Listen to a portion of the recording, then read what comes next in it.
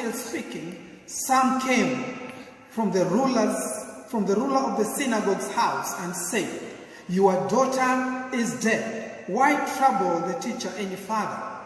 As soon as Jesus heard the word that was spoken, he said to the ruler of the synagogue, "Do not be afraid, only believe." And that is the word I want to start with. Do not be afraid of anything that goes on around us. Do not be afraid of the circumstances around our lives. Just believe. Do not be afraid of the coronavirus. Just believe that God has the answer. Do not be afraid about your future. Just believe that God has the answer. So I bring a message that says, waiting for your yes. You know, when this man came to Jesus, the Bible says he fell at the feet of Jesus. And falling at the feet of Jesus, he asked that Jesus would specifically come to his house and lay his hands upon the daughter that was sick. The daughter was almost dying. I want us to mark that point, that the daughter of Jairus was almost dying. And Jesus began to move with him. In verse number 24, the Bible says, "So Jesus went with him, and a great multitude followed him and thronged him." People were surrounding Jesus as they are moving towards the house of Jairus. What does that tell you? That Jesus accepted to go to heal the child, the daughter of Jairus. Jesus had said yes to the request that Jairus had made. But now there is something that I want us to look at, especially when we are waiting. Waiting for your yes can be very, very difficult. There are two kinds of yeses that we can wait for. There is a yes with a timeline. The yes of Abraham being told, wait for a son. On a season like this, you will receive a son. Hannah being told, wait for a son, you will receive after a season. The Shunammite woman was told, wait for a son, and after a specific season, you will receive. The children of Israel were asked to wait for 70 years in captivity, then their answer would come. Waiting for a yes that has a timeline is slightly, because you know when it's going to happen. It's just like someone tells you, I am coming to visit with you at 4:30. You know by 4:30 they will be there. So from morning until afternoon, you will not be anxious to receive the visitor because you know the time. But now there is a waiting without a yes. When Jesus is moving to the house of Jairus, he doesn't tell him we are going to arrive there after 2 hours or after 30 minutes or after 12 hours. There is no timeline. So they just begin moving. Many of us have been given yeses without a timeline.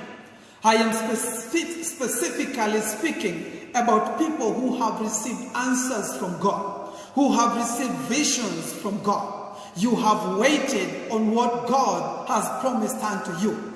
People who have been promised marriages, people who have been promised jobs, people who have great vision, they are waiting on God. Jesus has already said yes. But there is an interesting turn of events here, especially when now they start moving to the house of Jairus, something happens. When you read through verse 25 up to verse 34, you find that something else happened. There is a woman who comes by, and this woman has an issue of flow of blood. And she touches Jesus, and this one cuts short the journey of to Jairus' house.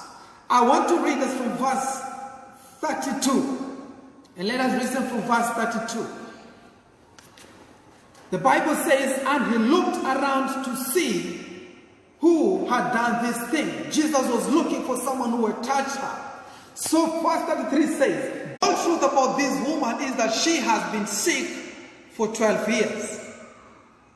The reality is she has suffered in the hands of physicians. The reality is she has lost all her stuff. The reality is she has lost all that belonged to her, including her family. Now, a story like this won't take 2 minutes. A story like this won't take 1 hour. A story like this will take hours to complete. But interestingly enough, Jesus waits for the story until the end. For he says, and he said to her, daughter, your faith has made you well. Go in peace and be healed of your affliction. Jesus is sending her. Jesus is solving a problem inside within the request of Jairus. I want us to put ourselves in the shoes of Jairus. The story of this woman with the issue of blood is very beautiful. But now let us put ourselves in the shoes of Jairus.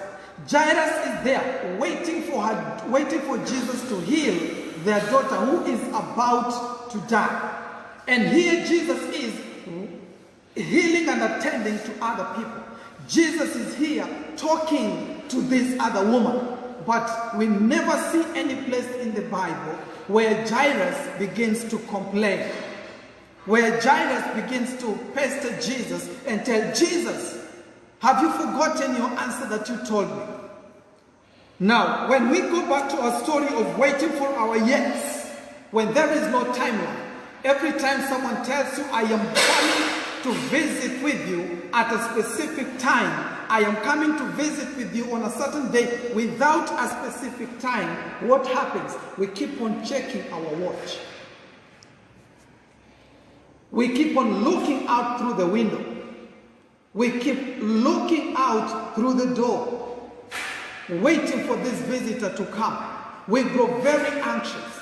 And that is how we are waiting for our Messiah's return. That is how we are waiting for the answer against the coronavirus. That is how we are waiting for the answer about the vaccine. That is how we are waiting. We do not have a specific timeline to our request, to the answer that Jesus has given to us, the answer of yes. I believe the answer to the solution to this problem that we are facing even now, the answer that God has given unto us is yes. But when is our yes coming? What should we do even as we wait for our yes to manifest? The answer has been given. The Bible tells us all the promises of God are in Him, yes, and in Him they are amen. Through Christ Jesus. So what do we do when we are waiting for our yes? We have to continue making our request very clear. When Jairus goes before Jesus, he gives a specific request. He says, Jesus, come to my house. My daughter is sick. I need you to lay your hands on her and she will recover. Not that she may recover. He knows 100% that the daughter will recover. My question to us is this. What is our prayer like? What is our request like against the coronavirus? Against the pandemic that we're facing, about the vision that God has given unto you? Have you changed the way you're praying for your vision? You are waiting for a job. Have you changed for the way you pray for it? Jairus did not change his mind. You are waiting for a husband or a wife. Have you changed the way you pray simply because of the circumstances that surround us today? We should not change our request. Let us make our request clearly before God.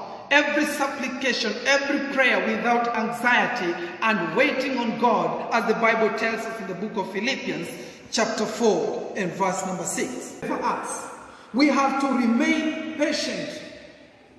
As this woman is retelling her story to Jesus, Jairus is standing by. And I know that in him, in his mind, there is a flood of thought. He is thinking about the dying daughter. He is thinking about the fever that the girl has. He is thinking about so many other things that might go wrong. Yet Jesus is attending to other businesses. The fact that Jesus is attending to China doesn't mean Jesus has forgotten Kenya.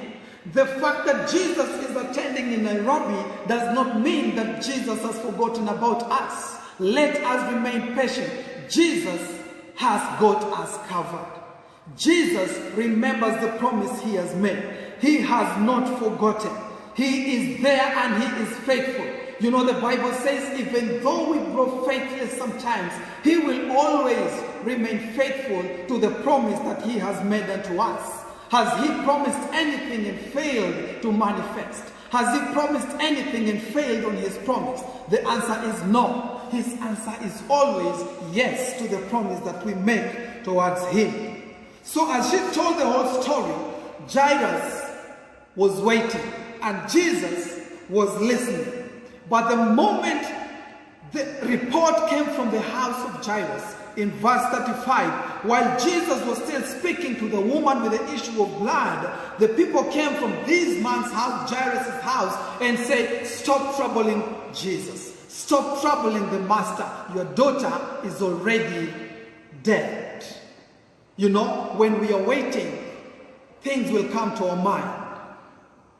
Reports will come to our minds. We will start factoring in ratios and percentages that we receive in our news. We will start remembering all of them and factoring them in. But Jairus did not lose hope. And Jesus, immediately hearing what these people were saying, knew that Jairus' mind was being attacked. His spirit was being attacked. And Jesus said, and the Bible says, as soon as Jesus heard the words from these people who had come with a bad report, he said to the ruler, do not be afraid, only believe. And that is what I want to tell us today. As we are patient, continue believing. The Bible says he continued with Jesus and they went to the house. And eventually the daughter was healed.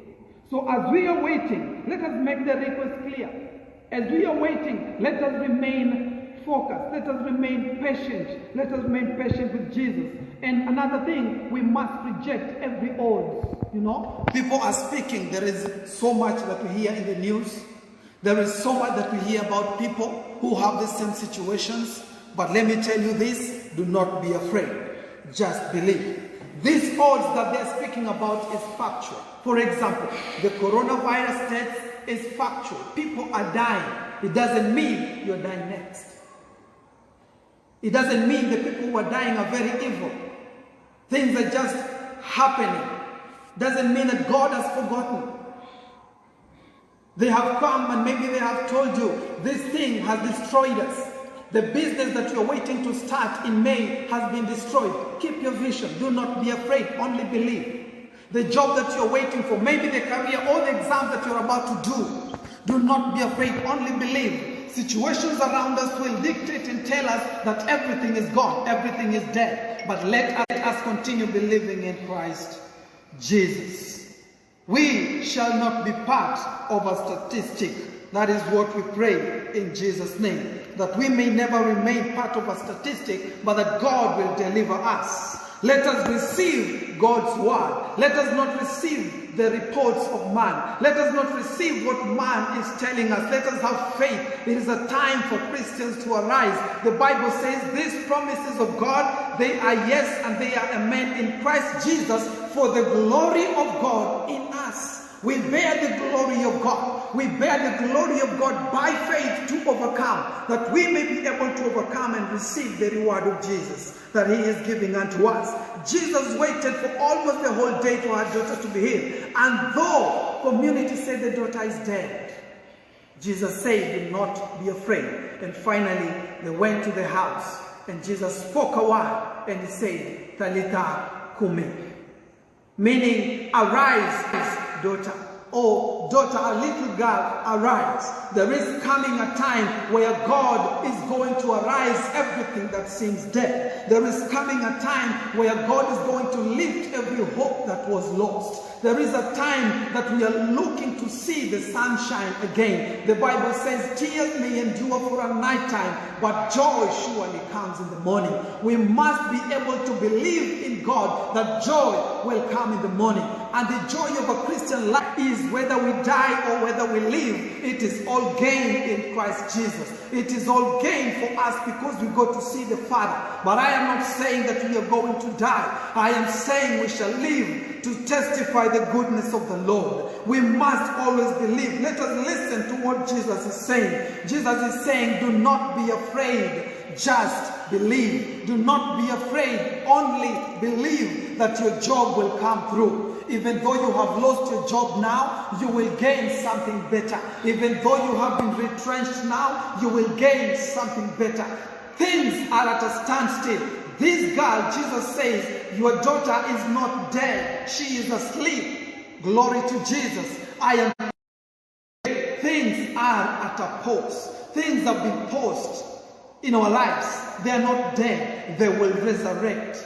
They will rise again. We will move forward. We will conquer again. We will prevail, for we are more than conquerors in Christ Jesus. I am waiting for the day where Jesus will speak to our situation and say, Talitha Kumi, and our streets will flow with people, and our streets will be filled with people, and our children will play again, and they will go to school again. But now, as we are waiting, let us reject every old. Let us remain patient in Christ Jesus, and let us continue making our requests clearly before God, for He is a faithful Master.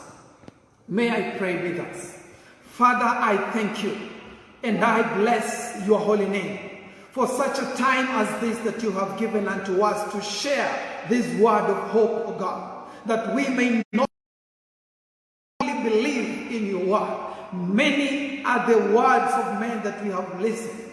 Many are the false news that we have listened to. Many are the things that we have read about the coronavirus. But Lord Jesus, we are confident that a time is coming, O Lord, where we shall arise again, where every hope that was in us that has been put on hold shall arise again, where our families will thrive again, our businesses will thrive again, our fellowships will thrive again, in the mighty name of Jesus. All is not lost to you, Father, for you are working a new thing. The former shall be forgotten, and we shall glory in your holy name. Father, Lord, I pray for those people, Lord Jesus, who are sleeping in their beds, oh Father, and they are sick of this very disease, oh God. Father, Lord, I speak a word of healing in the name of Jesus. May they be healed. Father, may you touch them, oh God, wherever they are, oh Father, with your healing hand, oh God, that they may be able to arise again in the name of Jesus Christ.